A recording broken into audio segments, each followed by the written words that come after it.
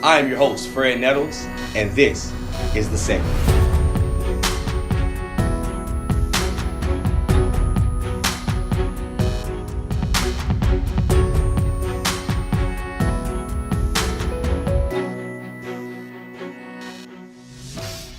Hey, what's going on, Will, man? First and foremost, I want to thank you for joining the segment on today. It's a pleasure to be here, man. I love what you're doing and what you're building here, and it's an amazing platform and truly a pleasure to be kind of sharing the airwaves with you. So, okay, thank you, man. Well, let's get right into it. I want to talk about first and foremost, I want to talk about your childhood growing up. You're from, sure. Of course, you're a Mississippi native. Yeah. Grenada, Mississippi. Yeah. So just give us a little rundown of just a life growing up. Yeah, man. It's funny. Yesterday, I went back to Grenada. Obviously, where I'm from. My parents now live in Oxford, and I went back to a neighborhood that I spent most of my time in. And my father always thought I was at Walmart when I was at home walking around, but I was, 800 block, we called it. Mm-hmm. And growing up in Mississippi, man, I wouldn't trade it for anything in the world. And had great parents. We lived on the outskirts, actually, going towards Coffeyville on Highway 7. And we actually spent a lot of time here in Oxford, going to church here, but home is Grenada, and Mississippi lives in my heart, forever and always. And I honestly think, man, the grit that we learn in Mississippi, and I think the one thing is a lot of people don't realize how many successful people are actually from Mississippi, just throughout the country. The most successful probably being Oprah Winfrey. There's so many other folks that are from Combe and Jackson, Kosciuszko, and people that just have reached some success or other great levels of success because of the environment they grew up in here. They saw the grit, they saw the hard work, and when they got to other places, they were able to translate those skills into just gainful pursuits. And I would credit everything I am and everything I will ultimately be because of my upbringing here in Mississippi. I'm glad that you brought up just the grit and determination of being from Mississippi. Yeah. Would you say that your parents had a huge role in that growth process? Yeah, absolutely. My parents were awesome. So my mom and dad both are Coffeyville High School graduates. I think their graduating class was about 57. Mm-hmm. And we're talking about it today. And they call it the Light City in Coffeyville. And I always ask them, why do you call it the Light City? Because there's one light in the entire city. So definitely humble beginnings for them, but they had a huge kind of impact on me. I think sometimes the perception of Mississippi is that we'll say, okay, hey, I think there may be some racial undertones or overtones for that matter, but it's kind of those things where when you grow up in an environment, that's all you know. So it's standard operating procedure, so you adjust. Mm-hmm. And just like anything else, when you move or you come back, you adjust to your environment. I think we do that here in Mississippi better than anyone because of our history. And we have to embrace our history, and we have to control what we can control. And my parents, like I said, were absolutely pivotal. And I learned a lot from a business standpoint from my father, but also from just a kind-hearted, respectful, kind of marriage between the two of them. But also how my mother is just the sweetest person in the world, never met a stranger. And I would say that those two combinations are really what made me who I am.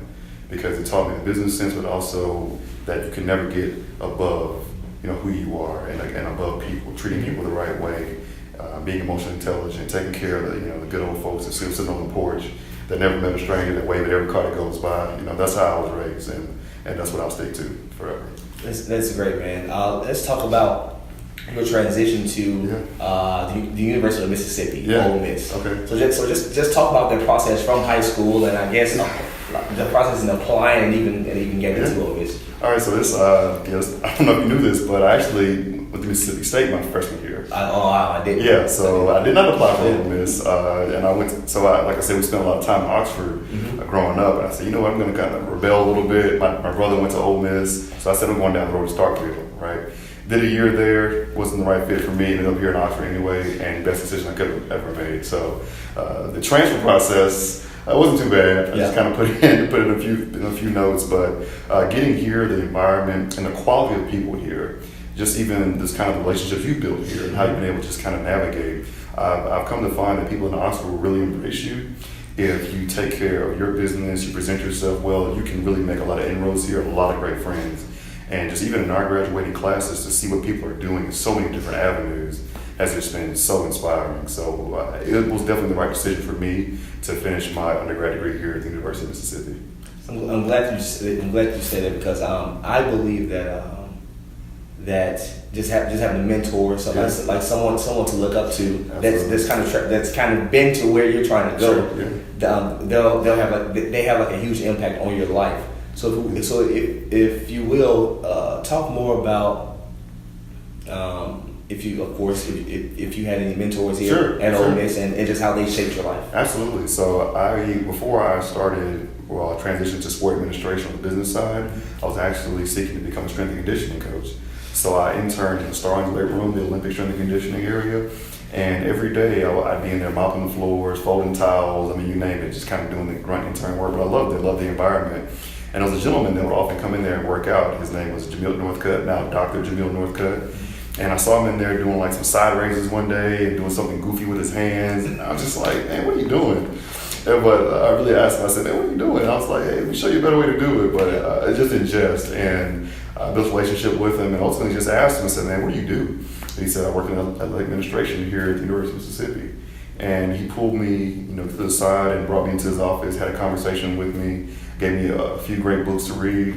And I can say that every job post, even when I began my transition into professional speaking, he has had a hand in every single stop I've made. And I don't go to so much as a middle school basketball game without calling Dr. Northcutt and saying, who do we know here? Mm-hmm. Because of his relationships, how he treats people, and how much of a spiritual person he is. And it emanates the positive energy and the way you should treat people, how you should go about your business. And he's been wildly successful because of that. And I look up to him and admire him, and I still talk to him weekly. And he's now the vice president of player engagement in Major League Soccer. Wow. So I would not be without who I am without Dr. Jamil Northcutt. No question about it. Wow. Of course, after Ole Miss, you received your master's at Baylor University. Absolutely. So how was that process from Ole Miss to Baylor? Like, did you even know that was where you were going to go? And quite honestly, Baylor was my first choice. So it's kind of those things where sometimes rejection is the best thing that can happen to you. I actually applied to Texas A&M University, which I guess is ironic because our AD just left them in to take a job there. But I applied there and was not accepted, to be honest with you. And I ended up applying to multiple schools, and Baylor accepted me on a conditional basis. And I had great GPA, and test scores were really good. But at the point in time I applied, I was kind of just figuring out on my own. My parents, they were just hardworking folks, and they just made a life, the way they could after high school. And so I didn't have as much help on the college side of it. So I had to figure a lot of things out as I went, and made a lot of mistakes. But ultimately, I got accepted to Baylor University, and I met my second mentor there, and I actually got a job at the American Football Coaches Association through Jamil Northcutt. Mm-hmm. And the way this worked, this is how I know God has such a huge hand in it, is I was waiting to hear on my status if I got the opportunity.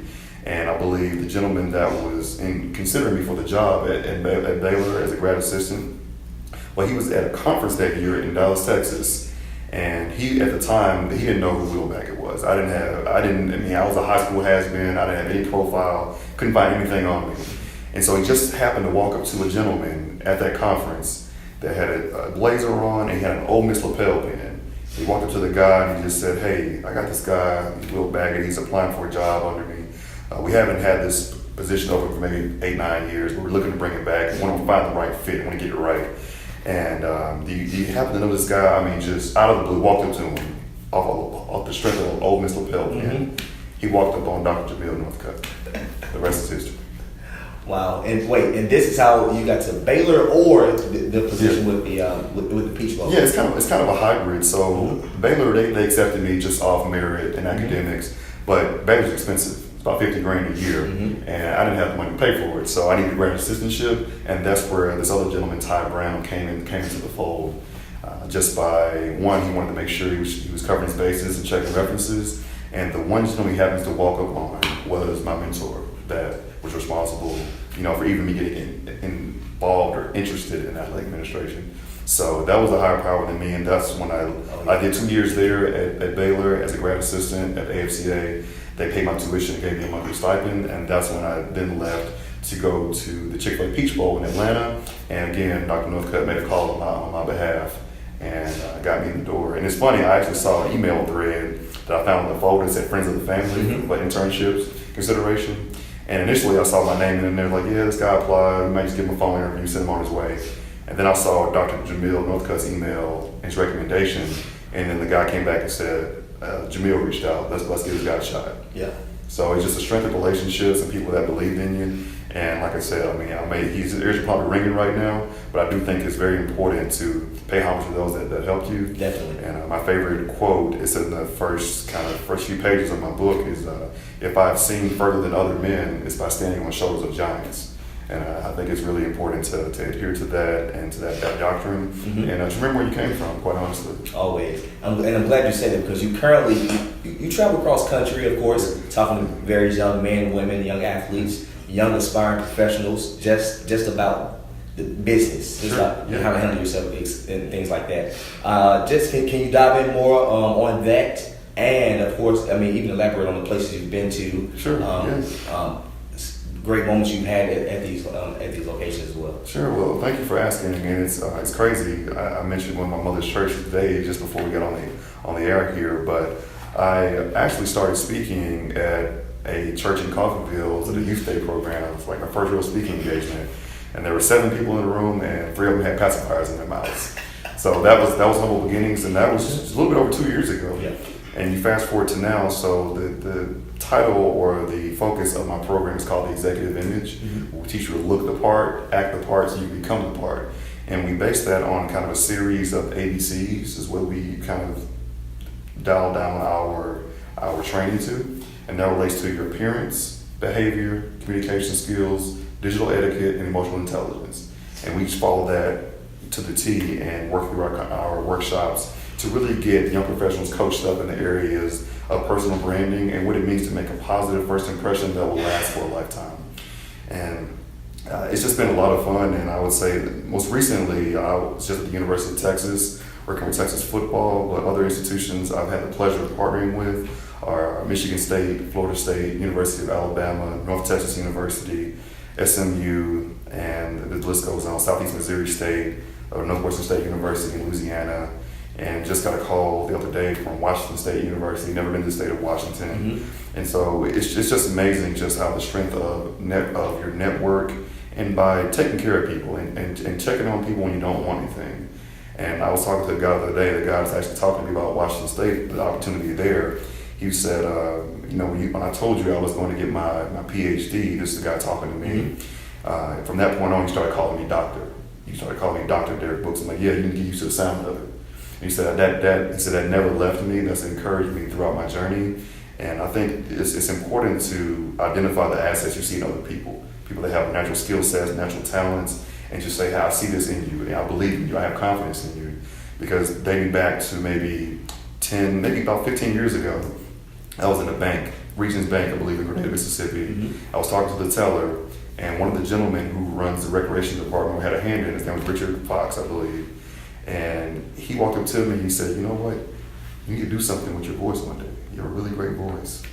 And I said, okay. 14, and I never forgot that. So the strength of someone telling you they believe in you, what you can accomplish, what they see in you. Sometimes it's just that simple. It's just that simple. So I believe that, especially in our community, I think it's extremely important to see the good in folks and really encourage them and tell them what they're good at. And it's kind of even this setting here, you have Austin here with his setup and his expertise. You're not going to be a master of everything, right? So the most successful people are those that are able to identify the best in others and their resources and pull resources like, hey, you're great at accounting, hey, you're good at operations, hey, you're good at production, hey, you're good at writing and copy.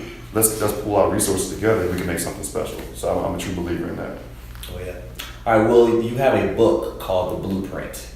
That you are, of course, best-selling author. Talk to me us a bit more about it. Sure. So I mentioned that Ty Brown, the gentleman that hired me at the American Football Coaches Association, he was instrumental in my life. So Dr. Northcutt kind of set the foundation, but I didn't have a lot of time to spend with him. So when I got to Baylor University, this guy again kind of identified some assets that I had, but he also saw I was rough around the edges. So when I got to Baylor, I didn't own a suit. I didn't have a button-down shirt. For me, it was black tees Gold chains every day. I mean, that was just me. I mean, that's how I was at Ole Miss, right? Oh yeah. But it's kind of those things, and it's ironic because I'm really into personal branding now, and the kind of appearance, behavior, communication skills I talked about. People are going to treat you how you treat yourself. Mm-hmm. I mean, you can be the smartest person in the world, but if you don't look the part, I mean, it's kind of those things where we only see the tip of the iceberg, and you may have all this greatness below the surface, but if you don't have that portion that's visible to people outwardly, you don't have that intact, then what's below the surface will never matter. They'll never get to that point. So just to answer your question and kind of circling back around the tie, when I left from under his tutelage after 2 years at Baylor University and as grad assistant at the AFCA, I went to the Chick-fil-A Peach Bowl, and I was intern there among 5 others. And as I began to just work with my cohort, and this is not a thing of bravado, I just was able to notice and ascertain that Ty had put me ahead of the curve with respect to things he taught me. And whether it's handwritten thank you notes, checking in on folks, just all these different things, the tricks of the trade that I just wasn't aware of prior to, and it kind of lit a fire within me to say, hey, I had a great foundation, but there's still so much I did not know. I can't be the only one. Right, because I would say that I started off on that, and I had started, for being honest, just a credit to my parents and what they did for me and my siblings. But that kind of impetus, that was fueled by wanting to give back and wanting to help people that may not have had a Ty Brown or Jamil Northcutt. And so we wrote the Blueprint for a Successful Career. We released it, I believe, September 10th, 2016. Mm-hmm. So coming up on a 3-year anniversary, which is absolutely crazy. But to date now, we've probably sold the next set of 5,000-6,000 copies. So still growing. But right now we have, thankfully, an impeccable 5-star review on Amazon. Knock on wood. Hopefully no one goes on there slamming it. But I think when you do things with a deliberate purpose that is not for self-promotion, but rather as an extension of who you are and want to reach more people and appeal to the masses in a way, because I can't talk to every single person, right? So that's why this platform is so amazing. It's going to reach more people than I can ever kind of meet with, logically. So it was just a pleasure to be able to put something together that's useful, that people are getting some value from, and it's on Amazon, the Blueprint for a Successful Career. And I just hope you'll check it out. And I haven't. It's kind of weird. I recently started writing again. Mm-hmm. I don't know where I'm going with it, but if I do ultimately finish this next one, I have no idea when it's coming out. But it's going to be just kind of on spirituality and personal development. Mm-hmm. The blueprint is on professional development. But I do think now with the advent or the influx of social media and mental health awareness, I do think people are needing something more. We need to appeal to the heart and kind of build people up from the inside out. So if I do anything else, it's going to be something to that effect. Definitely, and it will be on the segment. First thing. Absolutely, exclusive. Oh yeah. And just to bring everything full circle, Will, man, you're 29 years old and you've accomplished a lot. You finished one book. You're in the process of starting another, and you're traveling, speaking engagements, and things like that. Are there any words of inspiration that you could, if you have any words of inspiration that you could speak with the next Will Baggett, the next young male, young female that are looking that may want to quit right now doing what they're doing, but something to keep them going. I've been there, man. I would say that when I talk to people that are doing different things in different areas, my kind of encouragement to them is that we're taking different routes to the same destination. That's wellness, whether that's physical, emotional, spiritual, financial. We're all taking different paths to the same destination. From what you're building here, I have a passion for people's passion. So if you're passionate about media, production, interviewing, picking up trash, if you can tell me why you're passionate about it and how you're planning to be the best in the country at it, then we can talk. If you're doing it at an average level, no matter what it is, then we might have a hard time connecting, because it's all about, in my eyes, getting to the next level. But also understanding that it's one of the scriptures, I think it's Philippians 4, it talks about, for I've learned in whatever state I'm in, their wish to be content. Not be complacent, but their wish to be content, which is two different things. And I think now, because we can see what everybody's doing on social media, we're in a rush. I gotta do this, I gotta do that. And we're not able to just kind of sit down and really just not rest on our laurels, but appreciate where we are. And some of the things we prayed for previously, we have now.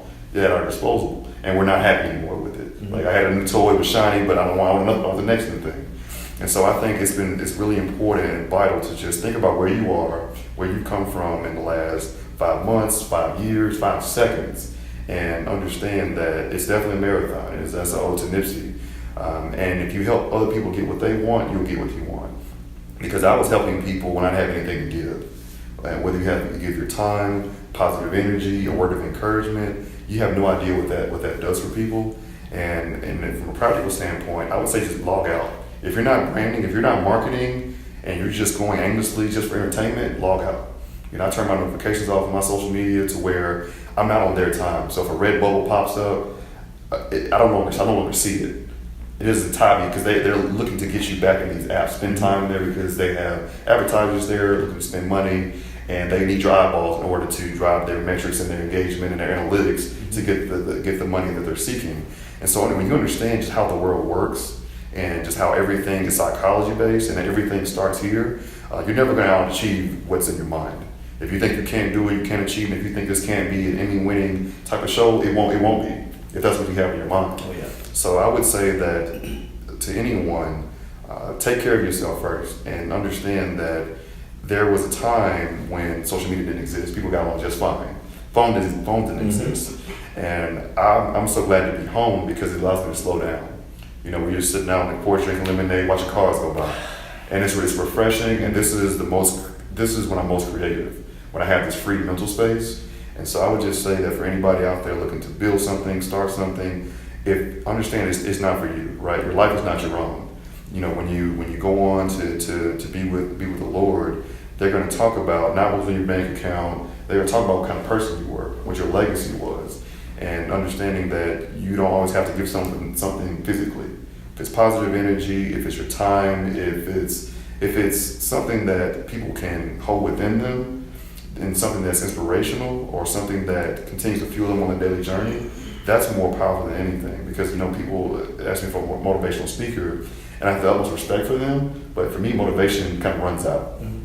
Motivation has to be continually it has to be regurgitated. You have to do it again, and get motivated. But if you're inspired, if you're empowered, then that will last a lifetime. That's like hybrid there. That keeps going. You have to recharge every now and then, but you'll never run out. Mm-hmm. And that's kind of how I look at it. So that's what I would say in a kind of a long-winded kind of way to anybody is stay focused and appreciate where you are and be content where you are, but don't be complacent. Be content, but don't be complacent.